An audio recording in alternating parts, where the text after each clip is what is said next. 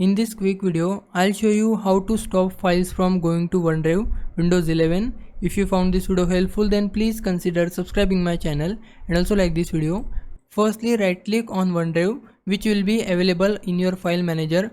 Once you right click on it, go to OneDrive and from here go to settings. If you can't find OneDrive in your file manager, then go over your taskbar and you will see OneDrive icon in your taskbar. Click on it, then tap on the settings icon, then go to settings and this window will open. Here we just need to tap on unlink this PC.